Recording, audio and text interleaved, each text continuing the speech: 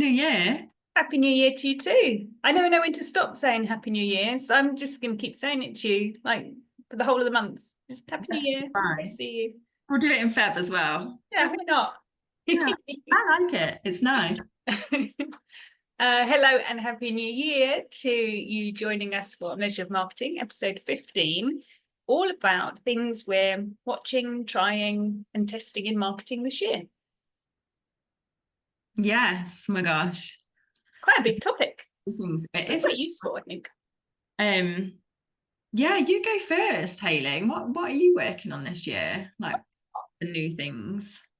I wouldn't say that it's anything new, but it's certainly things I'm keeping an eye on, trialing myself, sort of recommending to clients. So I've got a few things. Do you want me to just run with one and hand back to you? Don't want to, get above the station.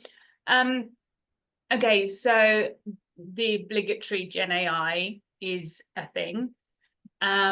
And I think what I'm learning from the clients that I have, from potential clients that are emailing me and wanting support, is that people are starting to use it more so now to save time and to save them money on, say, a support service like you or I might offer. And I think this is brilliant because I think you've got to be smart and you've got to be clever with your time. But what I'm noticing is clients who are using it for social media posting, content creation, or even kind of helping them plot campaigns or, kind of do some research. They don't necessarily know how to use it very well.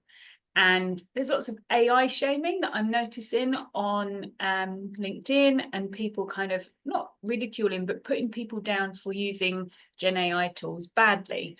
And I think there's a real need for people to start dabbling with Gen AI to get better at it, to be able to use it in the right way, the more responsible way, if they want to save time and money in doing so. Mm-hmm. So I think I'm certainly starting to see, people wanting help of, okay, well, what prompt would you suggest I create for this? Or what's the best Gen AI tool for that? And I think marketers and small business owners are going to have to get quite savvy quite quickly, because it is a good way of saving time and money and resources, but it's going to come across quite fake and quite machine-like unless you know how to do it properly.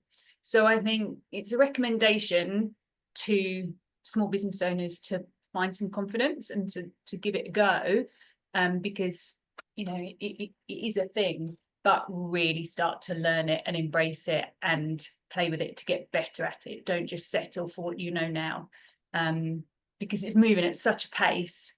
It will show in your marketing, and you want to be professional and you want to be on brand and you want it to have the right tone of voice. So don't just settle for the first thing that comes up in ChatGPT or the first way of using it. There's more to it than that.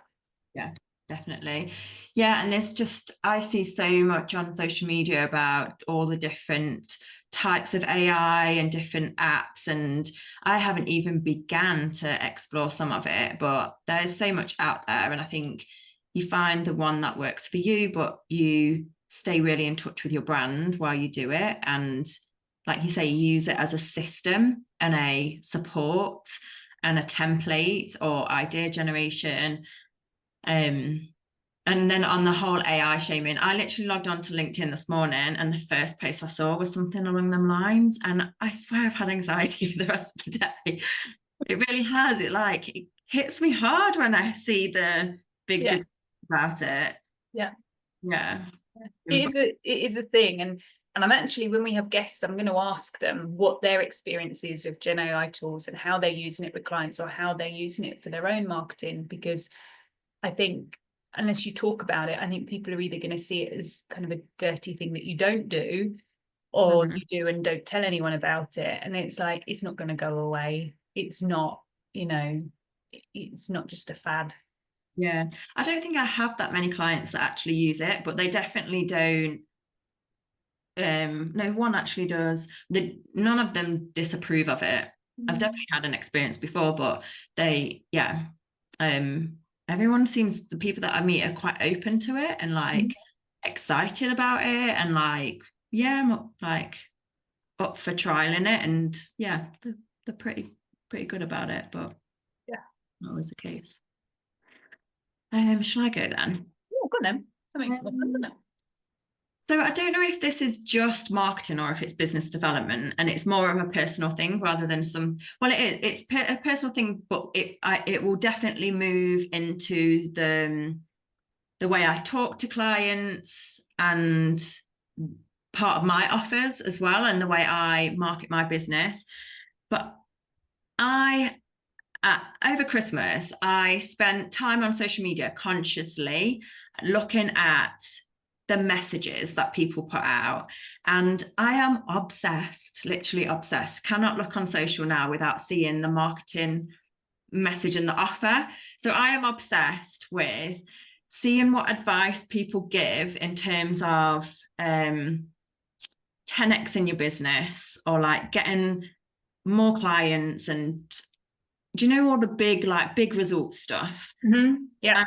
I have been doing my own research and signing up to things. I've even paid for a few like low ticket things, workshops. I was on one this morning to see what people suggest, like the frameworks, even down to building followers on social media, or creating more time for yourself when you're in business, or six-figure businesses.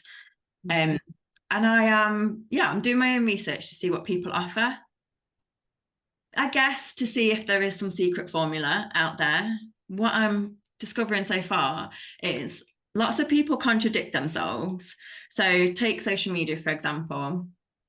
How do you create viral reels? I don't honestly believe that going viral is beneficial, or needed sometimes, but you'll get some people that say it's all about personal branding. You share your story. That's the main way to have high viewed video content on social. And then you'll have someone else that says it's about the customer buy-in funnel. And someone else will say it's about having one simple, very clear offer that's of a high price. So I guess that it makes me confused sometimes when I'm watching all of these different things. And then I think other business owners will feel absolutely confused about how to do marketing. I guess for listeners, from someone who's been in marketing and worked across lots of different brands, there is no one way, I wouldn't say. But I'll continue to do my research and see if any of it works or applies. For me, the one that sticks in my heart the most is the customer buy-in funnel, is people being unaware at the top, more very aware and ready to buy from you, and working your marketing materials, communication styles, messaging down that funnel, with that personal branding element in it as well. So it's all, for me, it's a combination of it all. So yeah, I guess a message out there is don't just solely rely on one way of working. If it seems too good to be true, it's the output to my research so far. So something I'm trialing lots of different things, like doing a bit of my own research is something that I'm going to be. Do you feel you're getting suckered in as if you were a consumer? Yeah. And I'll tell my boyfriend, so I'm on this workshop and this is what I've discovered. And then I'm like, no, it's not. And then I go on a workshop and I'm like, oh, this is rubbish. Like, I know this. I know it, but like, that isn't it. Like, yeah. And I'm allowing myself to be suckered in, and then letting my marketing brain switch on and then doing the research. But yeah, then I think how confusing it can be for other people that they might be paying for lots of different courses and spending a lot of money in their formulas and things that seem really simple, but actually they're not, because there's always so much more to do in marketing than just use Instagram. Like, yeah, and you're going to get those typical influencers that almost create a persona so that they relate to their customers to kind of pull them in. And you kind of have to see the wood for the trees, otherwise it's just, you just get kind of glamoured, don't you? Lots of digital products as well, like lots of ebooks, things that just leave you with information, but you still haven't got somebody by your side that can fully explain it and help you implement it. I guess is the overall the overall thing that I've learned so far. So yeah, how I apply that to when I work with clients is not allowing them to make people feel confused about what they offer, actually having that one-on-one time. And yeah, that's one of the things. Okay. All right. Yeah. Another one of mine then is looking at this idea of brand humanization, which is the jargon. What it really means is ensuring that your brand is real and that it's human-like. Yeah. And it's something that I have done my best to advocate for in my employed career and with my clients, that you have a persona as a brand, but equally you make it, you don't come across like a machine, and obviously tone of voice and everything else. But I think it's starting to get a step further, kind of with the younger generations as well, and the idea of Gen AI messaging, that they don't want to talk to a machine, or they don't want it to come across as a machine. So I think what I'm seeing is the blurring of brands, personal brands, employee advocacy as well. And it's so important for me to ensure that my clients have that personal brand, their employees' kind of engagement and interaction with the brand, and then the brand led stuff as well, so that you've got that integration and it comes across real and human-like.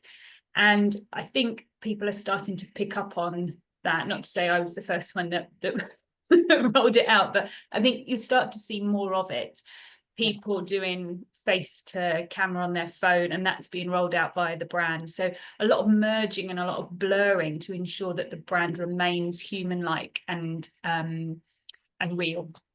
Yeah, one of my points was personal branding, and probably quite similar actually, almost encouraging clients to, they have their brand in front of them and their offer, and their skill and their experience, but like stepping over it when they're using LinkedIn, for example, and being like, this is me and this is my experience, and these are the points throughout my career or life when I've had almost like a dip where I've been like, I want to quit, but I haven't. I've kind of risen above it. Them types of stories from my research, I feel like make you really relatable when you're weaving your business, your business brand in with your personal experiences, and that showing that you're human.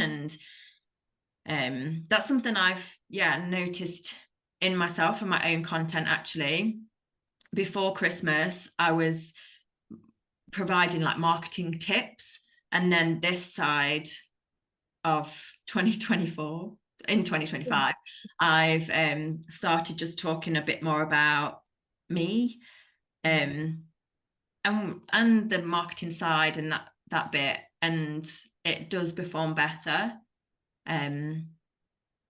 Particularly on LinkedIn, like having a personal opinion on something, and backing it up, of course, or just your viewpoint, but softly having your viewpoint. People relate to that. People are interested and they like it. I think it's showing that you can be relatable, approachable, friendly, but also that you're human and that people do have emotion. I know they say businesses are, when business is financial decision making, but we're human. People like to buy from people, and client advocacy to me is always a winner, because it's other people talking about what you can do and how you can help them. But if you can get your team and even you just showing the face behind the brand and finding that balance between branded stuff, personal brand stuff, and as you say, creating conversations that ensure that you are a person and have experience and expertise, then to me it's that integrated approach again.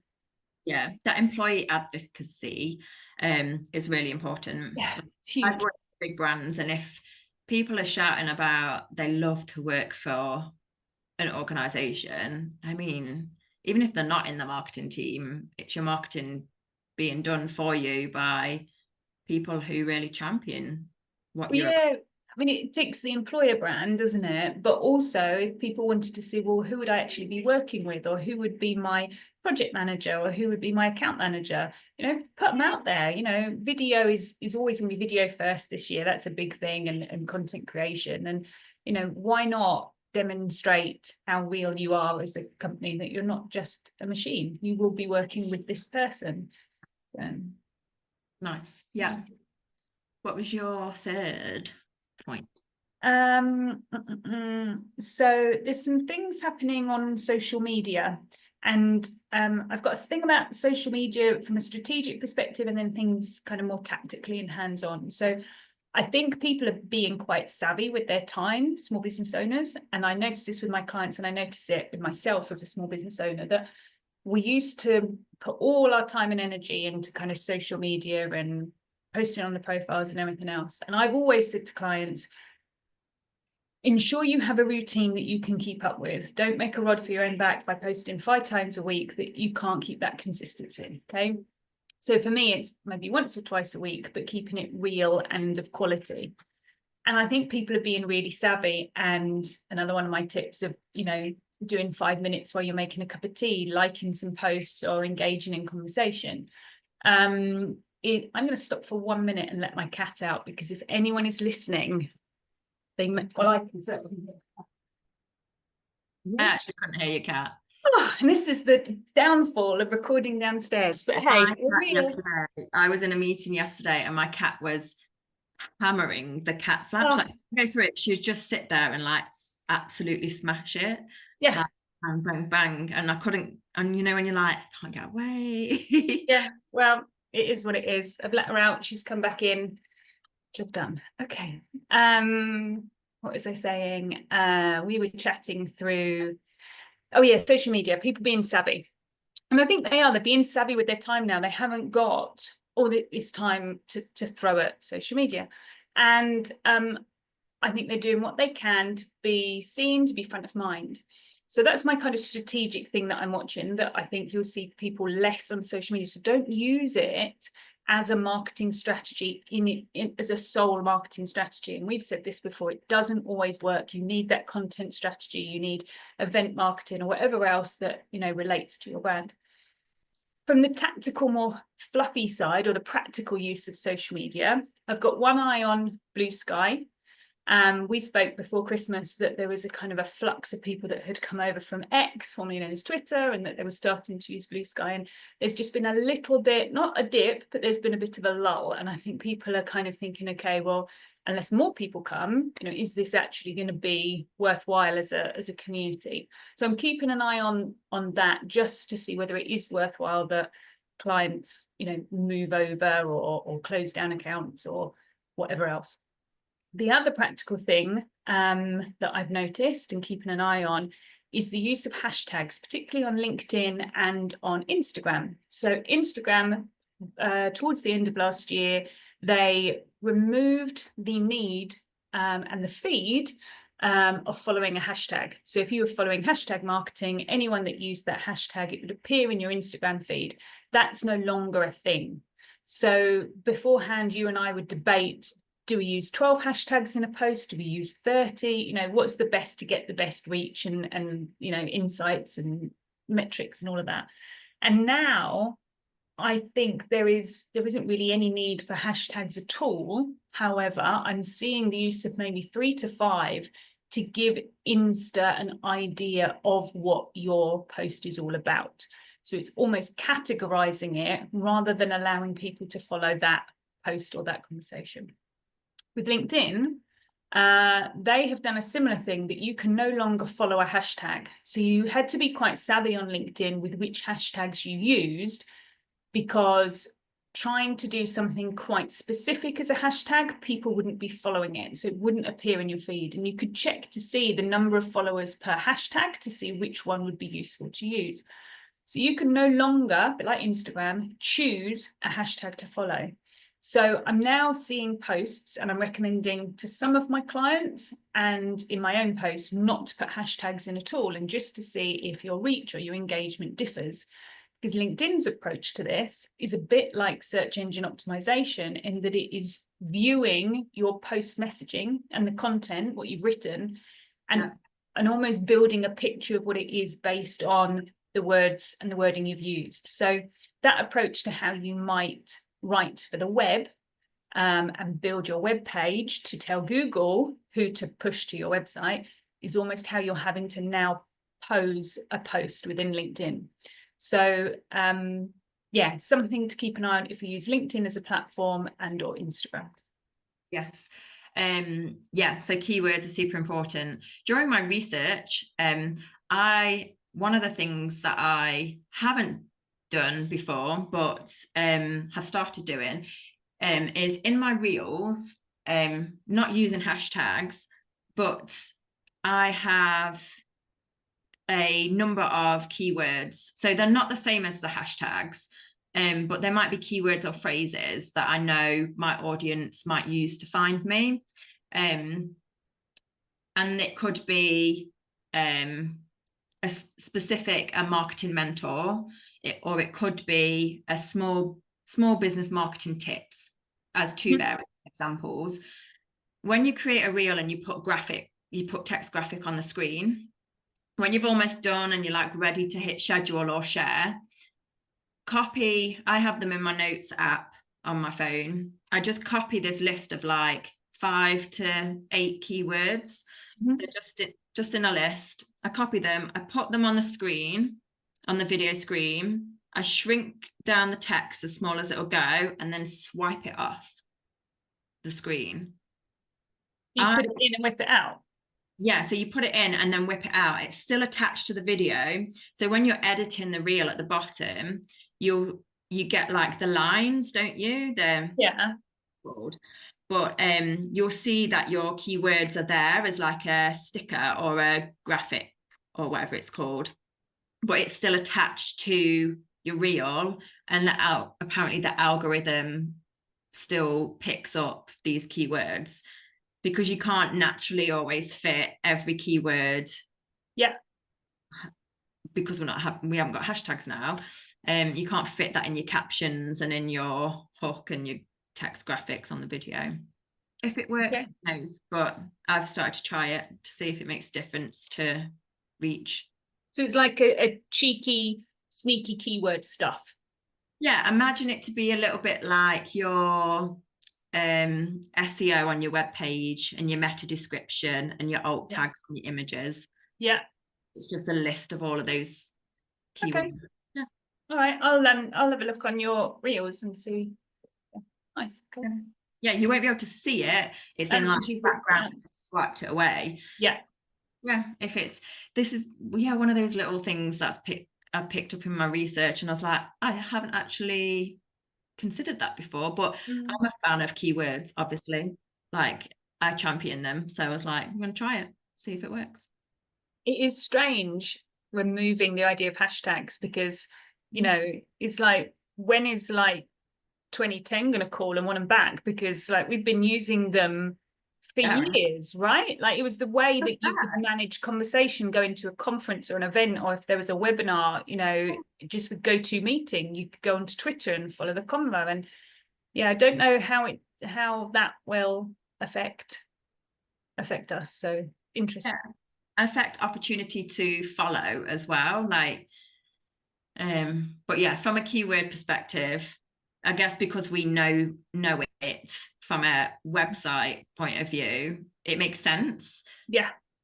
But other business owners won't see it in that way. They won't understand keywords in that way. But yeah, it's a thing. My third one was a little bit around social as well. One of the things that I'm trialing this year, and one of my clients is community. So building a community. So we're using a platform called Circle, very similar to Thinkific and School and all the other ones that are out there. Yeah, I think it's a great platform, as we've built our separate communities. I've helped my client build hers as well. Really easy to do, add your branding on, etc., etc. I had an email from Circle last night, I think it was, saying the TikTok ban that happened for that fraction of time. Their whole email was around, you don't own your audience on social channels, so why not build a community? So they were obviously advocating their product. This was like at 10 o'clock at night. So I read the email and I was like, yeah, like, good point. We don't own our audience on social media. Then my brain started spiraling. I was like, actually, where do we own anything? Like, you don't on social. I was like, they suggested email and a community. And I was like, but I don't really own my audience on MailChimp, because that could go down and I have nothing. And I built my community and I have nothing. And then I was like, my phone number as well, like, people can contact, but I don't, like, that could go down, have nothing. And so we're building a community, me and one of my clients are, purely because I guess you can't rely on social media. If they go down, like, they could disappear overnight. So could Circle, but you do get that more hopeful, like, one-to-one time with people. It does feel more condensed. It's more private. It's something that you've built. You're like the owner of it, and I think it's seen more. Yeah, there's a special kind of feel to building a community. But then I started thinking, actually, if you was to advise anybody on how to really build your own brand, it would purely be from getting out and meeting people, right? Like, if networking didn't exist, how would you meet people? If nothing else existed, it is networking and meeting people face to face.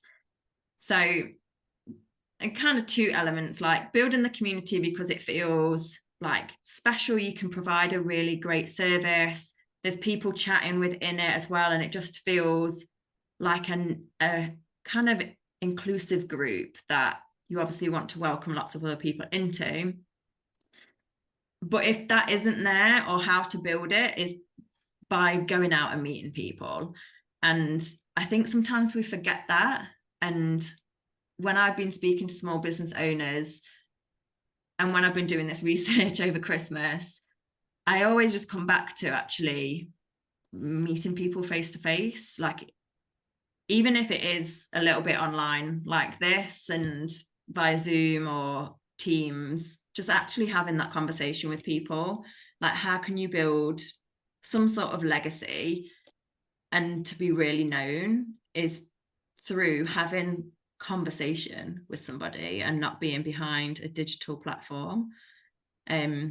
Yeah, so a spiral of thought that happened at 10 p.m. last night.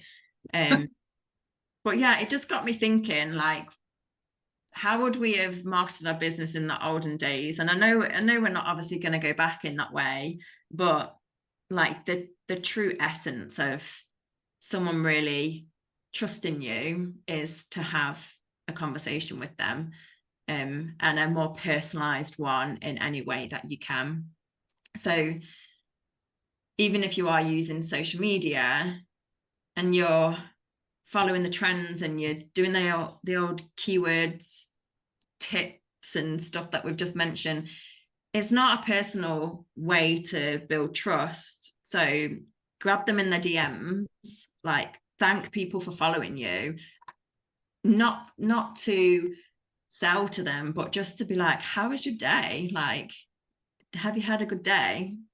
Like, and this is sort of coming back to that human element, isn't it? And I totally agree with you in that it is about conversation, and I find that quite difficult on LinkedIn and Insta to create discussion, because people I think they see marketer and think I'm selling, and it's like, no, I'm actually, if you look at my LinkedIn post or Insta, I'm just being me and trying to be the genuine Hayley that I know I am. And of late, I've kind of seen the value, and with clients, of going to trade shows, going to events, going to conferences, and having these conversations. If you can get out and you've got time and money to do it, we've kind of gone pre-pandemic of revisiting that value, as you say, of building relationships and being human and being real, and that's what people consider, I suppose, as that marketing, is that being memorable and showing who you are. And there's only so much you can do that digitally, and I think there's only so much you can do that via Zoom. And it's just getting out there and being real. And like you said, how do we do it before digital? And I do remember back in, I think it was probably more 2018, 2019, after I went self-employed, it was about having coffees with people and just genuinely keeping in touch with people, being friendly and having conversations, and that kept you front of mind. Whereas now, being front of mind is posting to LinkedIn 2-3 times a week, and being present and being there. And I've never liked that. It's a strange one. I totally get where your 10 o'clock head was at. Yeah, but yeah, community versus, I guess, the intro into the community, I've made sure mine is a conversation. Just to get to know people, so it is more personal. But yeah, that was my I used to have a boss that instead of posting an email if they weren't in the office, instead of having an email as an update or anything like that, they would send in a video, and they would stand there and they would actually just talk as if you were with them. And this was probably, I don't know, 7 or 8 years ago. So it was quite forward thinking and quite out there to do something like that versus the usual CEO update. And I don't think people knew how to take it. But when I look back to it, it was brilliant. It was a way of bridging that gap and not coming across formal and that you didn't care, Yeah, for sure. Any other points, Hayley? No, mine was similar to yours about event marketing and whatever that looks like, be it attending a trade show, exhibiting, or running your own events. I think there's value in that this year if you have the budget and the resource to be able to do that, and bringing it in and doing your own thing, and starting to do that more so with clients now, and they're seeing value in doing that. Yeah, nice. There's a lot of points there. Yes, there's a lot to lot to watch this year. I wonder if I'm going to keep my post-it note that I wrote written down, and we could review it at the end of the year and see where we're at. A journal. I liked how we started with AI and then we ended on face-to-face. That's brilliant. Yeah. Yeah, that's brilliant. I love the parallel and the contradiction. Yeah. It was lovely talking to you, Hayley. Lovely chatting to you, and Happy New Year, Kelly. That's what I'm going to leave it on. So I will say what our next episode is this time, only because we do know it. Yes. So yeah, this is episode 15. Episode 16 is with a PR expert. I won't share too much detail about it, but we're chatting about PR, the use of PR for small business owners, how to start to do it yourself, when to use an expert, and we also talk a little bit about content marketing and awards as well. Yeah, and the benefits of all of that. Yeah, it's a good episode. But I hope everyone listening and watching enjoyed this one. Please share it with anyone else who you think would like a listen, and do the old like and subscribe. I like saying that. But yeah, we'll see you on episode 16. We've got some good episodes planned for this year as well. We have some really great guests as well. I'm really looking forward to talking to them, as well as your good self. Yes, me too. All right. See you soon. Goodbye.